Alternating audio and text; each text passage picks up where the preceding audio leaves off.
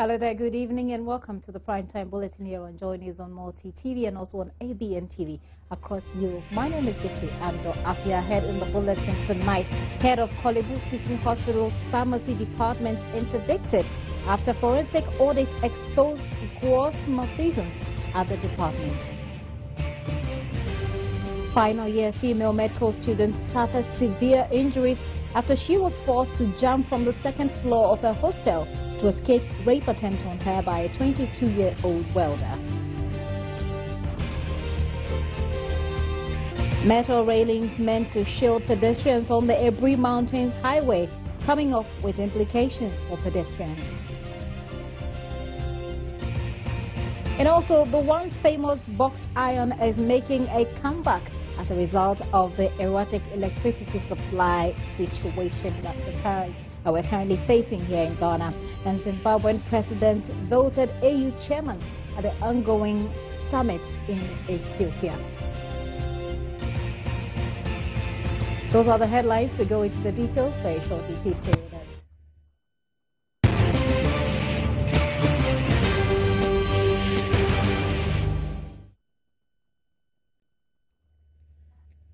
Now let's take a look at the details now. A forensic audit revealing gross malfeasance at the pharmacy department of the Korle Bu Teaching Hospital has cost the head of the unit her job. 9 other staff who are likely to be affected are yet to be named in the scandal that's got the workers on tenterhooks. And nearly 1 billion Ghana cedis in revenue is said to have been unaccounted for over the 4-year period between 2010 and 2014.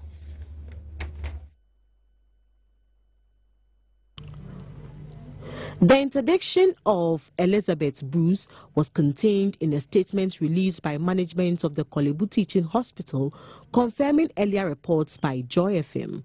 It cited investigations initiated by former Health Minister Sherry Aite into the operations of the pharmacy last year.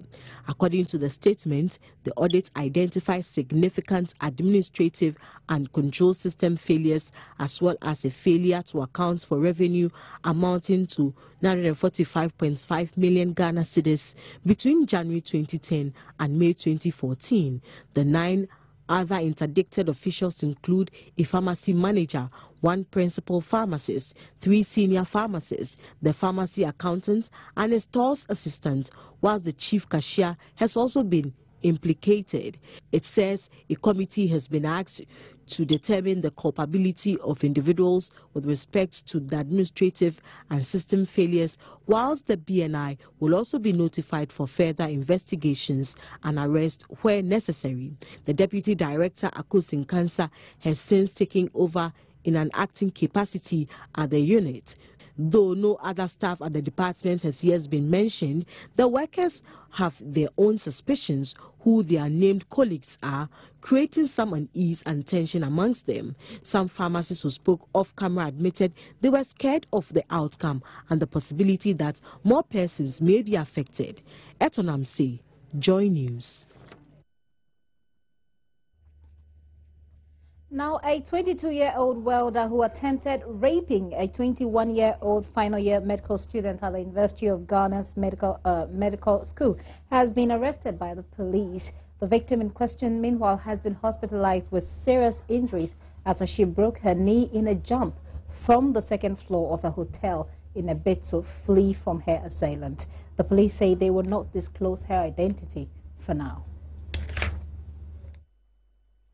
Emmanuel Ayi was arrested at about 5:30 p.m. Thursday at the Korle Bu Medical School hostel after the incident. The district commander of police at the Korle Bu police station, DSP Peter Yambila, explained the assailant pounced on the victim with a knife and screwdriver after she left the hostel bathhouse for her room. Yesterday at about 17 hours, a young man was arrested and brought to the police station with a report that he was found, he had entered a student's room at the medical school, Korle Bu, and robbed her of her laptop and then attempted to also rape her. And then the student jumped through the window of the, and then fell at the other side of the the building. Meanwhile, the suspect was arrested with a laptop. He had also collected her phone, which was found with him, and he attacked her with a knife. In his polythene bag was also a screwdriver, and so all these items are at the police station now. This suspect was seen standing as if he was waiting for somebody. The victim in question saw the suspect, but thought that he was looking for somebody. She took her bath, and then when he entered, the man followed and then locked the door. Then took the knife and said she should not make noise. Demanded for money, collected her laptop, and at the same time now tried to rape her. According to him, the assailant has been on the police wanted list for some time now in connection with some rape incidents on the campus. All those people who loiter around Korle Bu doing nothing, we are going to get them out of the place. People pose themselves as middlemen, seeing patients come to see doctors, they post and then collect their money, sometimes rob them, and then all these things. We are going to check and then deal with them ruthlessly. We are not going to spare them at all. The police says Emmanuel Ayi is being prepared for court next week.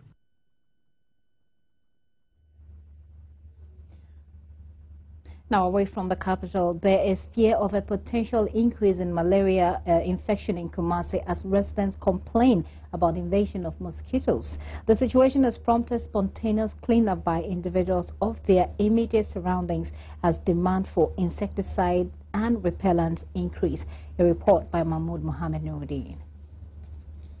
So back to your question about people's concern about the increased population in mosquitoes in Kumasi. There are several scenarios. Means the mosquito is getting several habitats available, which is aquatic habitat where it is laying its eggs, and that explains it. Without an aquatic environment, the immature stages cannot survive. And some of these aquatic places could be something very simple, just a pothole with very clean water. It could be a marshy area, it could be rice fields, it could be the edges of streams and rivers, pools of water, or anywhere that water accumulates. And if you look at Kumasi, Kumasi is an expanding city. People are building houses, they are constructing and digging up holes or digging up trenches. And when these trenches gather water, then the mosquitoes take and lay its eggs. In fact, the mosquito wants water that is stagnant. It should not be flowing. Okay? So these are the two conditions that have been provided in Kumasi. One is natural global warming. Temperatures are up, so they can multiply in several generations over a very short period. And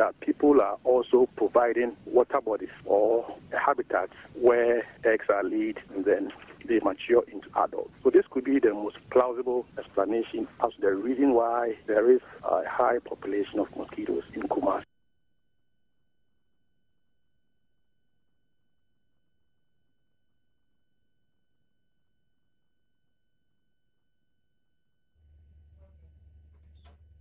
That was rather at a different form of that report on the mosquito invasion there, not necessarily the report from our Ashanti regional correspondent. But now Joy News' investigations have revealed how some innocent parents in the central region have been deceived to give up their children for adoption.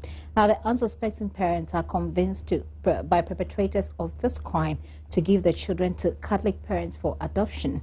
Central regional correspondent Georgina Pia has been finding out more in a case where two parents were deceived to give out their daughter for adoption to a Catholic parent so their child would be catered for properly. These parents are one of many in the region who have been deceived one way or the other to give up their children for adoption. Our checks revealed that there are agents who take huge sums of money from the foreigners without the knowledge of the parents. These agents prepare documents on the deal and make it look authentic due to future consequences. Narrating their story to Joy News in Cape Coast, one of such victims, Amwa Jema, indicated that one Nana Benin has for some time been convincing her to give out her child for adoption to foreign Catholic parents, knowing that a neighbor's child benefited from the same project, she willingly followed the instructions for her daughter to also benefit. Little did she know that she was being deceived, and after realizing her mistake, reported the matter to the police in Cape Coast, who arrested the culprit and later released them for lack of evidence.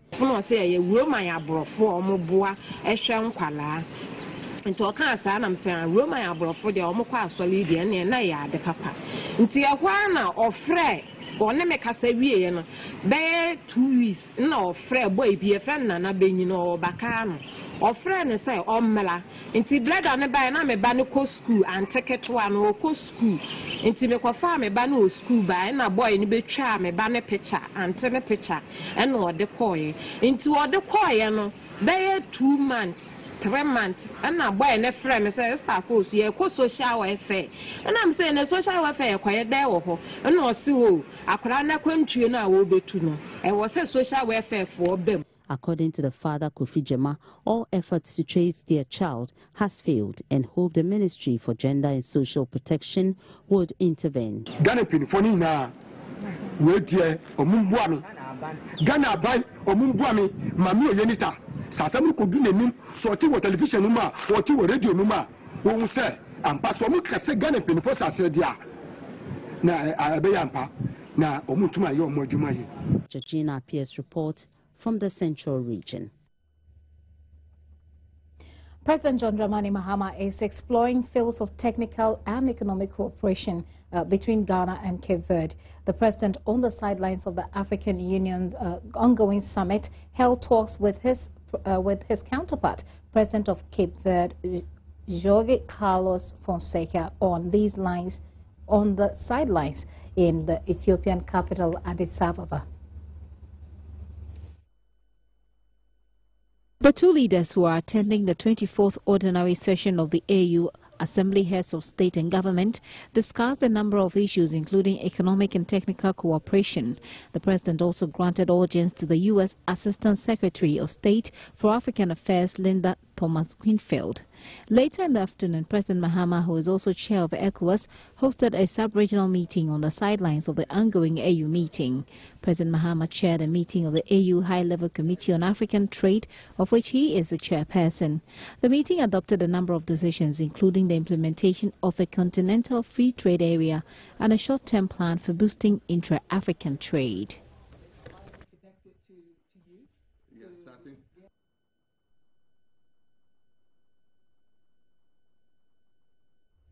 Still in Addis Ababa, Ghana and South Sudan have signed a general cooperation agreement that paves way for collaboration between the two countries in various sectors, including trade, education, health, agriculture, mining, and technical cooperation. The agreement was signed by the Minister of Foreign Affairs and Regional Integration, Hannah Tete, and her South Sudanese counterpart, Bernaba Marial Benjamin, on the margins of the 24th ordinary session of the AU Assembly of Heads of State of Government ongoing in Addis Ababa, Ethiopia.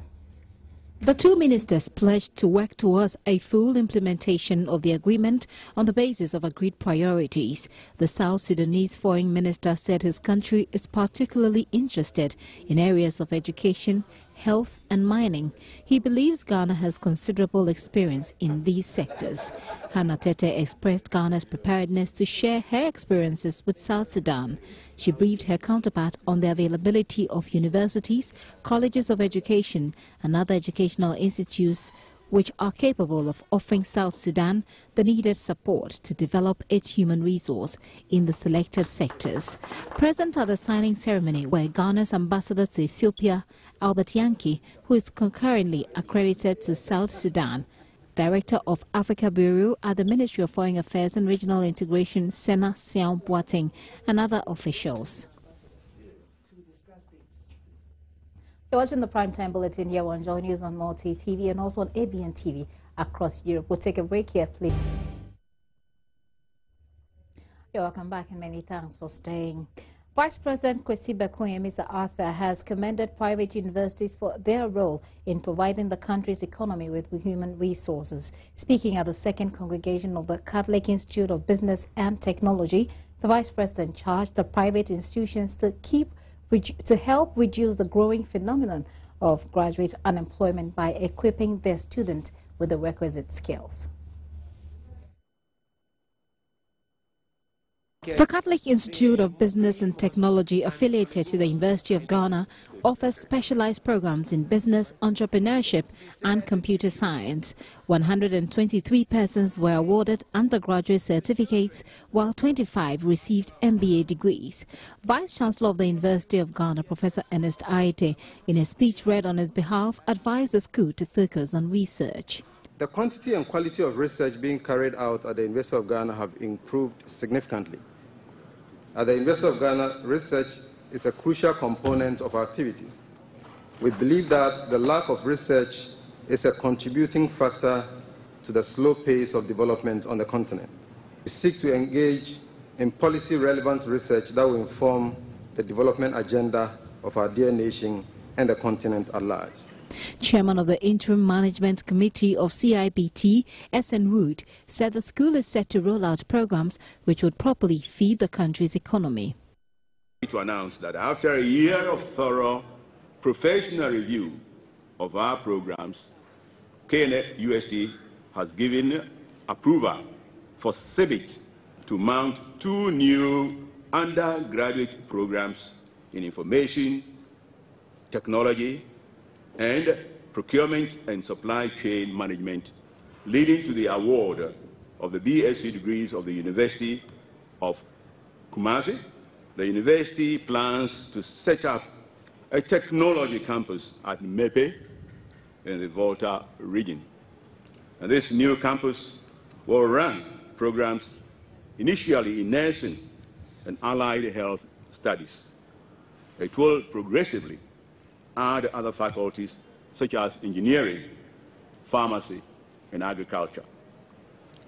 Vice President Kwesi Bekoye and Mr. Arthur urged the graduates to bring their knowledge to bear on the country's development. As you step into the world, do not forget that you pass through the walls of a faith-based tertiary institution.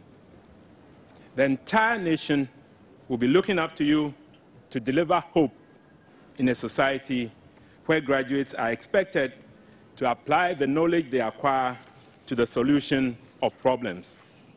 And also, the graduates are expected to impact society with moral values in the capacities in which they serve.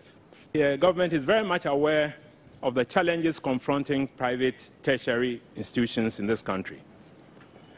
The private institutions have so far provided massive support to our people in the provision of tertiary education.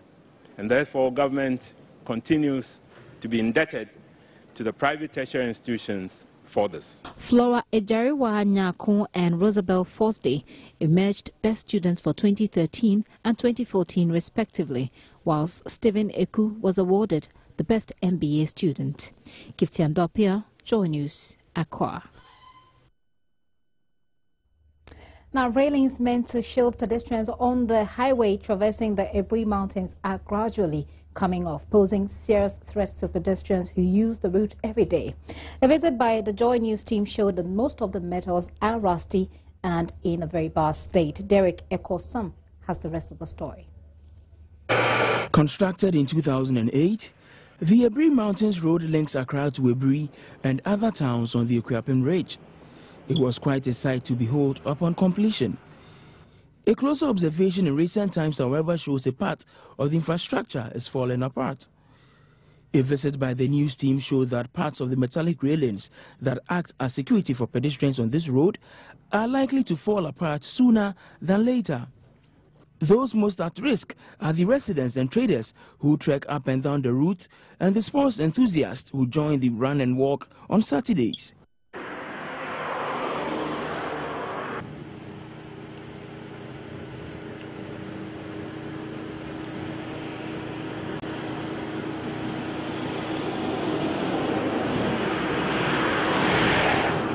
This portion is particularly dangerous because of the depth of the valley here. There have been several reports in the media about the problem, but it appears none of them have been enough to get the authorities to act. Hopefully, this report will. Until then, however, pedestrians, beware. Derek Ekosam, Ebri. And still on roads, residents of Bawi and Weija are appealing to government to complete work on a road project started in 2008. The road, which is the quickest link between Bawi and Weija, has been left uncompleted and is causing a lot of inconvenience to the residents of the two suburbs. This road is the easiest way residents and motorists who live at Bawi and Weija can get access to the Malam Kaswa Highway, but as it stands now, it is in a bad shape, forcing commuters to make a detour at Malam Junction before continuing their journey. Residents say work started on the road sometime in 2008 after numerous complaints. They, however, say nothing has happened after the 2008 elections. The dust from the road, they say, is their ever-present and welcome guest. A lot, especially during the Hamatan era. We had almost everything in our rooms full of dirt. I mean, the dust just comes and I mean, you have something washed, but before you realize the thing has been dirty because of the bad nature of the road. Okay, we are both said in foot road ever. In foot road na ever. In just to na mata chanso asaba akwani. We had a masa in Canada. Drivers on this road say the bad nature of the road has forced them to charge passengers 1 Ghana cedi 50 pesos instead of 1 Ghana cedi to make up for the extra it cost them to repair their vehicles, which frequently suffer breakdowns. From station to here is 1 cedi 50 pesos. But if the roads were good, how much would they have charged? The roads were good. We would charge about 1 cedi. Okay. But because of the road, even some people are in this area, when they buy the car, they don't want the car to apply this road because the road is not good. Every time they spoil our cars. Let's say 3 days or 1 week time, then we are buying spare parts. So we are tired of the road. We beg the government to come and do the road for us. Yet another job that requires the attention of the authorities concerned. Perhaps the Ghana Highway Authority.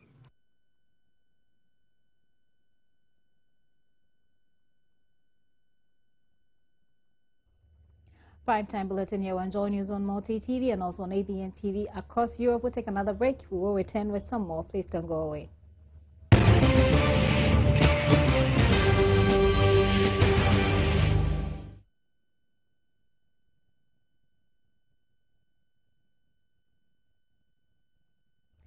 You're welcome back and many thanks for staying. Now, Upper West Regional Minister Amin Amidu Suleimani has expressed concern over lackadaisical attitudes of to work by public and civil servants in the region. He stated it is now becoming a norm for workers in the region to come to work late or attend functions late.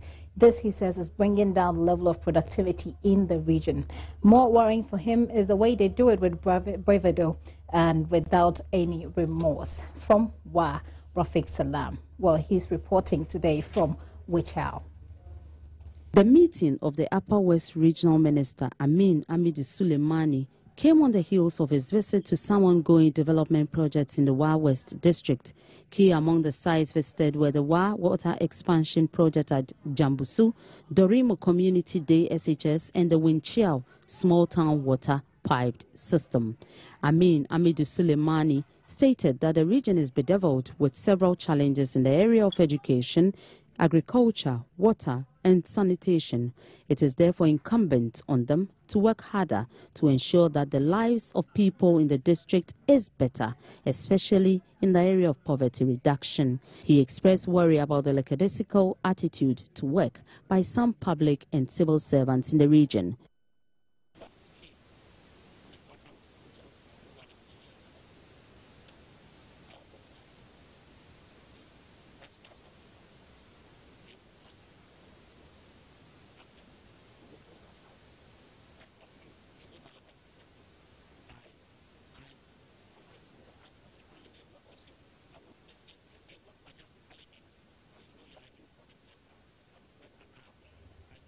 Sincere apologies on that technical hitch there. Now moving on with some other stories. Before the modern electric iron, as we've come to know it, became a common household appliance, there was the box iron, which performed the same function even though it was quite clumsy to use. Now the availability of electricity in most homes in the country further help to drive the box iron into extinction. But thanks to the current energy crisis, which has made electricity a privilege to many, the iron box, or the box iron, or rather the non-electrical iron, is making a comeback. Becky Dako has more. The unreliable nature of the electricity supply at the moment has got many devising interesting ways to keep their clothes straightened and smart looking. There are those who will simply give more business to the laundromats, and others who will fold their clothes under their mattresses, as happened back in the boarding school. But there are those who will simply take any item that may have been ironed or already worn just so they can look presentable to the office or for their meetings. What I do is that I've changed the strategy. Instead of ironing on daily basis, at least I cough up some small money and give it to the laundry guys just to do ironing for the whole 3 months, because the daily ironing, because you know, the dumso, sometimes dumkra, so it's really difficult. So that's what I do now. For me, for the past 2 days, my light has been off. So what I do is I wake up very early in the morning, pick a taxi cab, get to my workplace, and I iron my workplace, and I put on my dress over there. You know, I've not had light for the past 5 days. And even as I speak to right now, the light I've not come on before I came to work actually. And there's a restaurant next to where I live, and they have a generator, so that's where they've been generous enough for me to come and iron. I mean, just about 2 days ago, for example, when I went, they didn't come to work because according to the man, they had a generator. You know, there was no fuel on the generator essentially, so I didn't iron my dress and I just dressed casually to work. So that is how it is. Yeah. There are, however, those such as Eselase who would go the Aprotec way. He explains what he does when he badly needs to iron and there's no electricity. I think people are now using a new way of whereby they use their old irons, they cut the wire from it and just use it on the gas. When it heats, then they use it to iron. That's a new idea now. And I use it myself too. The original box iron is not quite extinct, even though they are very rare these days. It was quite a surprise to find Rabiu, a tailor at Nima here in Accra, with one. Though there was electricity at the time we visited, he explains he keeps it close by, as without it, he says, business will grind to a halt when the electricity company of Ghana strikes. The box iron, I use it every day. They take light. So every day we had light out, then we use the box iron. Because our work, we must use iron. Yeah. Every day I came here with light out. I think I spend a lot of money and my work is not going on because of the light off. Out there at Kantamanto in the central business district of Accra, one can find several washmen who rely on pressing irons, similar to the box iron, to press second-hand clothes sold there. And the washmen are quite satisfied with their efficiency. Okay, when you good chair electric iron, if you say, so the way to na baby HCR, electric iron into ministry, if you say we any more do. And you say, when they meet me, I can say, Manity, who may not and I'm the betterment idea. If you say, if you dear, you be a musician. Yes, I make a church, I may baha, no matter what I did, no hand to fear Cleminia or honor. So you know, don't be in a haste to discard your box irons or disuse electric ones, for they may just come handy, especially in these days of doomso, or rather, a dum-dum-a-dum-dum. Interesting one there. A new Patriotic Party youth group has been inaugurated in Bolgatanga in the Upper East region to police polling stations in the region during the 2016 general elections. Correspondent Albert Sori has more. The group has been named Dazota, which literally means don't be afraid, and has the motto, do the right thing. Members of the group are from the Bonaboto areas comprising the Bolgatanga Municipal, Nabdan District, Bongo District and Talensi District. Following the election petition case at the Supreme Court after the 2012 general elections, the Dazota Youth Group has been given the responsibility of keeping vigilance on behalf of the NPP at various polling stations in the Upper East region come December 2016. Secretary of the youth group, George Asukuga Adongo, said the group was formed to ensure that the integrity of the NPP is protected. Upper East Regional Chairman of the NPP, Adams Mahama, who declared his support for the group, called on members of the NPP across the country to remain united and work together in order to bring the party to power in 2017. We have to come together. Look, we have to forget about individual interests. We have to see the interests of the party first. Adams also presented a new Honda motorcycle valued at 3,000 Ghana cedis to the group for the smooth running of their affairs. Albert Soris. Up next is Business with Abigail Adumaku-Entry. Please stay.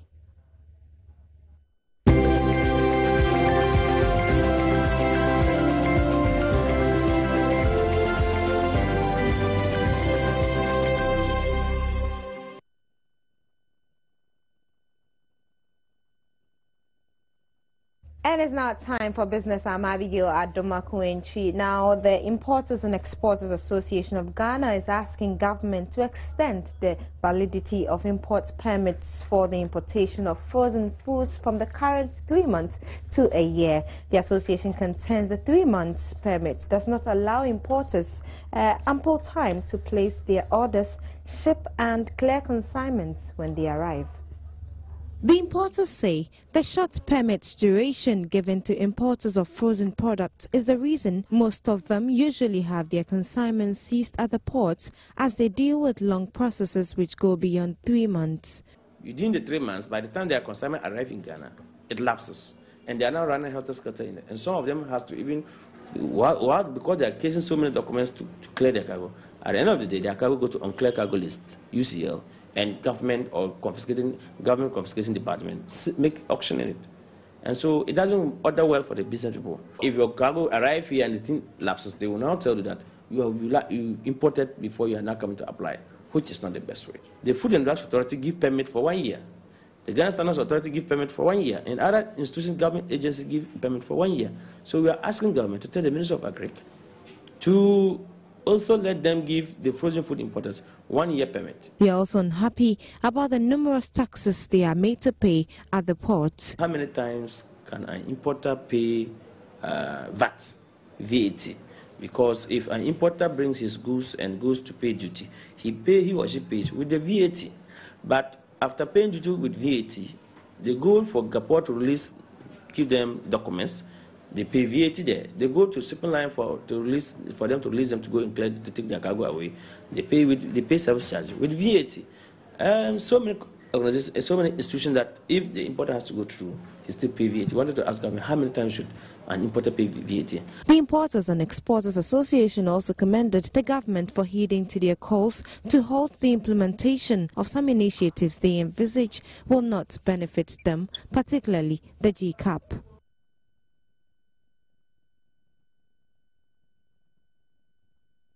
The Bank of Ghana has scheduled February 19 next month to auction government's 3-year fixed rate bond to raise 630 million Ghana cedis from the capital market to refinance government's debt maturing in the first half of this year.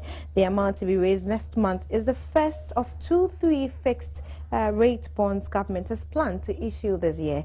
The coupon rate for the bond is expected to reflect the highest competitive bid accepted at the auction for the security. Apart from paying its maturing debts, the funds raised from the bond issuance next month will also be used to finance government's liquidity challenges. The Bank of Ghana says that raising the 630 million Ghana cedis has become necessary because of the need to roll over maturities, restructure government debts, and also manage liquidity.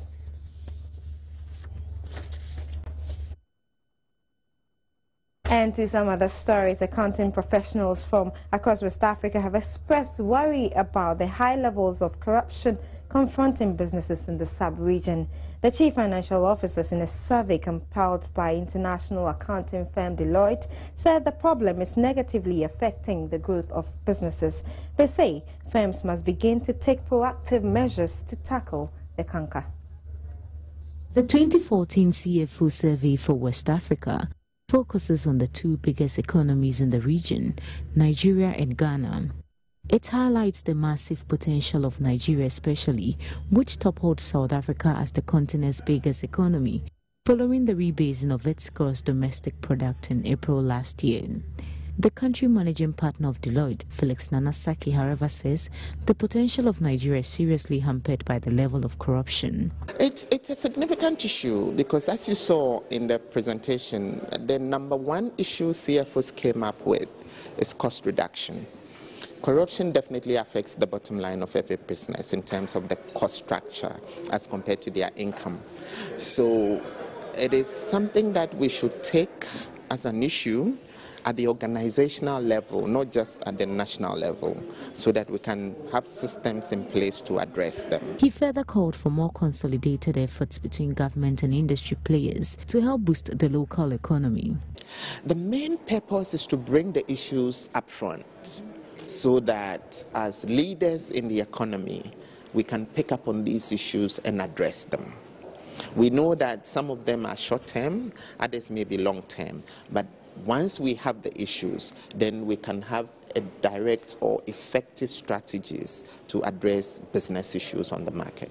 The survey report provides a better understanding into businesses and helps to ascertain what the underlying drivers are and how they are positively or negatively shaping strategic choices of businesses within the sub-region.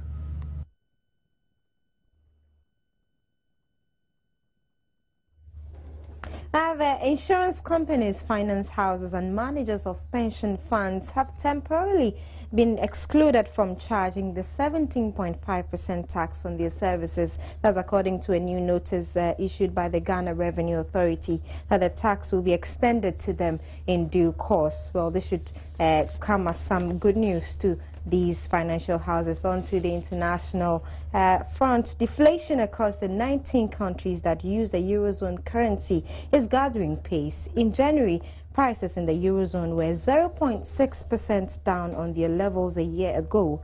The figure shows the Eurozone heading deeper into deflationary territory from December, when prices were 0.2% down on the year before.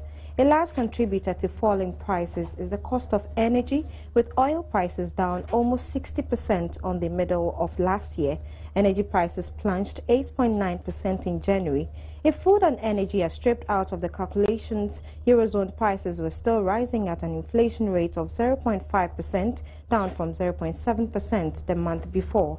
The Eurozone has only once before experienced deflation at these levels in July 2009, as the region first went into recession following the financial crisis. Last week, the European Central Bank launched a program aimed at pushing prices back up, known as quantitative easing, through which it injected around €1 trillion into the economy.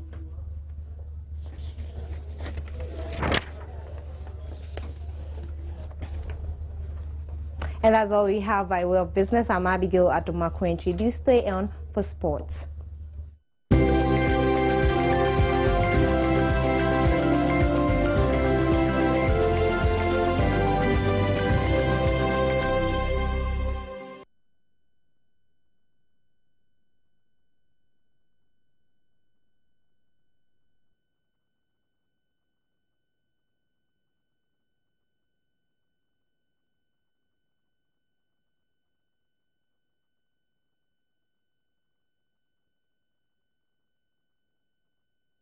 Time now to do some sports, and Black Stars midfielder Emmanuel Ajimabedu has hailed the influence of coach Evram Grant on the team at the ongoing AFCON tournament in Equatorial Guinea. Now, the former Chelsea trainer, after enjoying a difficult start to the tournament, turned things around as his side finished as Group C winners to qualify for the quarterfinals. Now, Ajman Bedu, who has so far featured in all 3 games, tells Joy Sports that they have quickly adapted to Avram Grant's style of play, which they say is helping the team. We are all professionals, so we have adapted to his strategy so well. I was even surprised how we adapt to it so well like that. As you can see, like everything is on course for us. He's a wonderful man, not even the coach. Apart from the coaching side, he's very inspirational. One of the coaches I've met in my life who give confidence to his players and is keeping us going. Every time he will set an example to you to know that, hey, you can do it, just focus, concentrate. And with this such a great coach and a great man like that, I think it's a blessing for Mother Ghana. We can go far.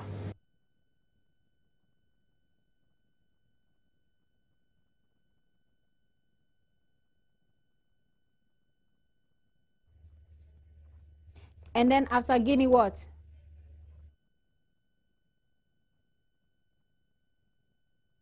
Defender Florentin Pogba will play again this season after suffering a thigh injury at the Africa Cup of Nations. Pogba was hurt in the 1-1 draw with Cameroon on Saturday and has returned to his French club Saint-Etienne. The 24-year-old is expected to be out for the next 4 months because of the serious nature of the injury. And Guinea have reached the quarterfinals at Mali's expense after the drawing of lot and face Ghana on Sunday. And that'll be all for sports.